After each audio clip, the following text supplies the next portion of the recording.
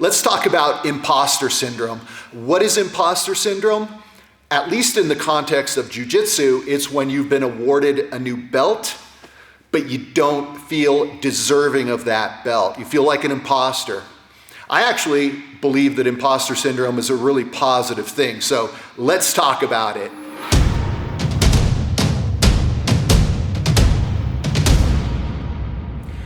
So you get awarded a new belt in jiu-jitsu, and the only thing you can think about is, what in the world was my instructor thinking?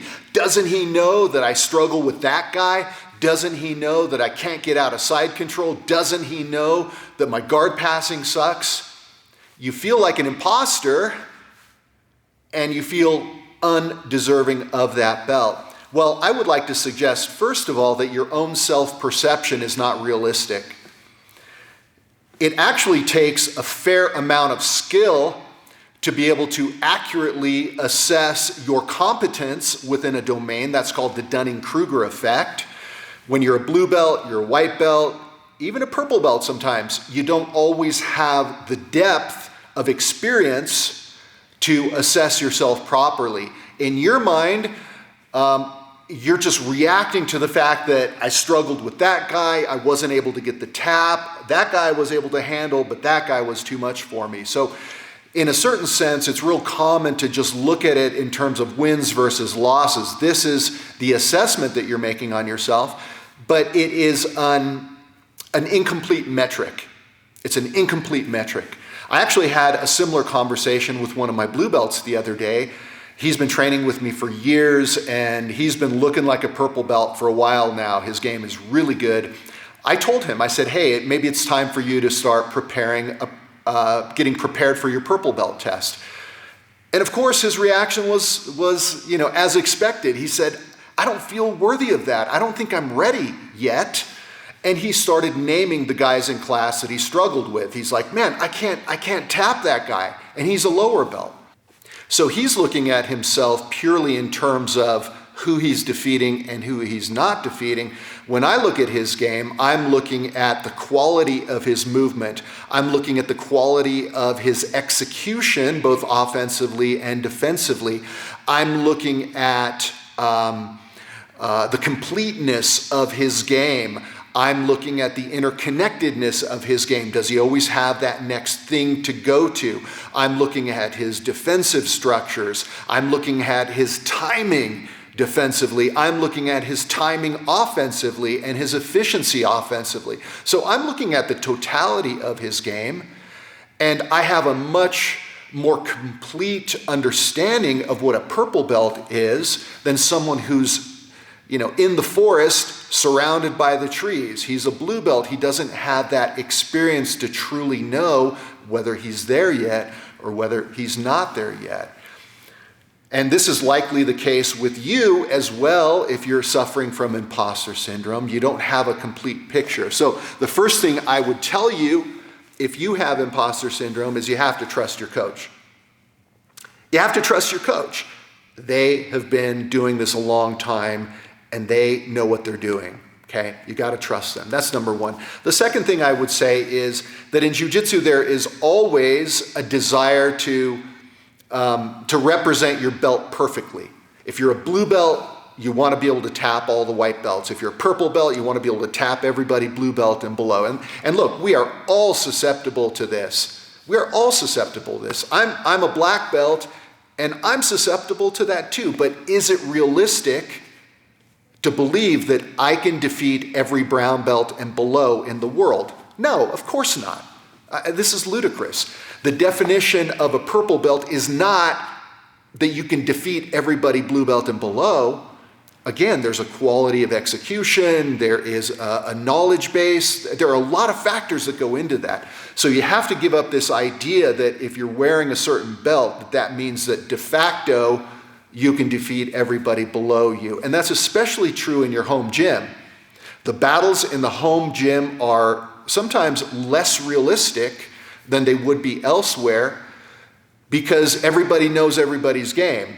Everybody is, even if you're not conscious of it, you are finding solutions intuitively to the problems that other people present to you. So you got to get away from this mentality that if I'm a blue belt, I better be able to, defeat all the white belts.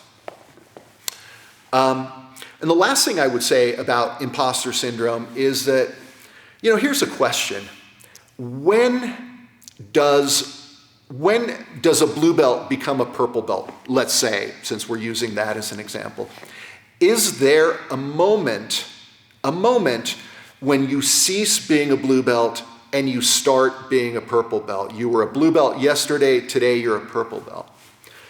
No, there is not an exact moment. There is a progression.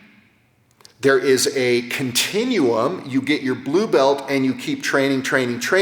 At some point, you will be expressing your jiu-jitsu more like a purple belt than you are a blue belt. You are in the zone now. You have crossed the threshold for what it means to be a purple belt, even though maybe it's a little bit early versus the guy that is a seasoned purple belt. Again, it's a continuum. So as an instructor, and any instructors out there listening to this, you know exactly what I'm talking about. You have to make a calculus on when it is appropriate to give that next belt. Well, sometimes you end up with students that are far too comfortable at their current belt. When we talk about imposter syndrome, we're only talking about people that recently earned a new belt, because once you've been a blue belt for 2-3 years, you don't feel like an imposter. You're going to feel really, really comfortable at that belt level.